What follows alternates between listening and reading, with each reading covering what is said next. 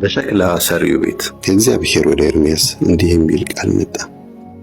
ተነስተህ ወደ ሸክላ ሰሪው ቤት ውረድ፣ በዚያ መልእክቴን እሰጥሃለሁ። እኔም ወደ ሸክላ ሰሪው ቤት ወረድሁ። ሸክላውንም በመንኮራኩር ላይ ይሠራ ነበር። ከጭቃ ይሠራው የነበረውም ሸክላ በእጁ ላይ ተበላሸ። ሸክላ ሰሪውም በሚፈልገው ሌላ ቅርጽ መልሶ አበጀው። የእግዚአብሔርም ቃል ወደ እኔ እንዲህ ሲል መጣ። የእስራኤል ቤት ሆይ ሸክላ ሰሪው እንደሚሠራው እኔ በእናንተ ላይ መስራት አይቻለኝምን? ይላል እግዚአብሔር። የእስራኤል ቤት ሆይ ጭቃው በሸክላ ሰሪው እጅ እንዳለ እናንተም እንዲሁ በእጄ ውስጥ ናችሁ።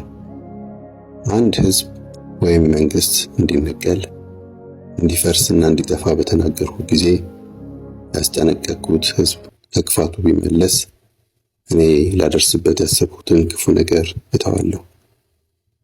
በሌላም ጊዜ አንድን ሕዝብ ወይም መንግሥት አንጸውና እተክለው ዘንድ ተናግሬ በፊቴ ክፉ ነገር ቢያደርግና ባይታዘዝም አደርግለታለሁ ብዬ ያሰብሁትን መልካም ነገር አስቀርበታለሁ።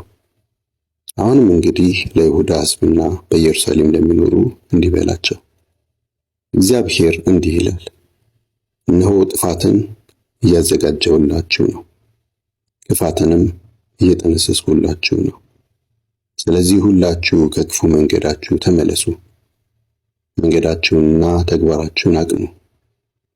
እነርሱ ግን በከንቱ አትድከም፣ ባቀድነው እንገፋበታለን፣ እያንዳንዳችንም የክፉ ልባችን እልኸኝነት እንከተላለን ይላሉ።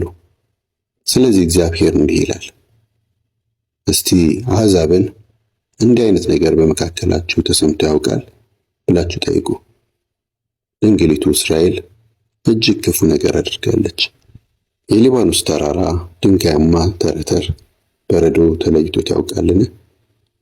ከጋራው የሚወርደውስ ቀዝቃዛ ውሃ መፍሰሱን ያቋርጣልን? ሕዝቤ ግን ረስቶኛል፣ ለማይረቡ ነገሮች አጥኗል። በራሱ መንገድ በቀድሞው ጎዳና ተሰናክሏል። በሸካራው መሄጃ ባልቀናውም ጥርጊያ መንገድ ሄዷል። ምድራቸው ባድማ ለዘላለም መሳለቂያ ይሆናል። በዚያ የሚያልፍ ሁሉ ይደነቃል፣ በመገረምም ራሱን ይነቀንቃል። ከምስራቅ እንደሚወጣ ነፋስ በጠላቶቻቸው ፊት እበትናቸዋለሁ። በመጥፊያቸው ቀን ጀርባዬን እንጂ ፊቴን አላሳያቸው። እነርሱም ሕግ ከካህናት ምክር ከጠቢባን ቃልም ከነቢያት ስለማይታጣ ኑና በኤርምያስ ላይ እንማከር፣ ኑ በአንደበታችን እናጥቀው፣ እርሱ የሚናገረውንም ሁሉ እንስማ አሉ። እግዚአብሔር ሆይ ስማኝ፣ ባላንጣዎቼ የሚሉትን አድምጥ። የመልካም ተግባር ወሮታው ክፉ ነውን? እነርሱ ግን ጉድጓድ ቆፈሩልኝ። ቁጣህን ከእነርሱ እንድትመልስ በፊትህ ቆሜ ስለ እነርሱ እንደተናገርሁ አስብ።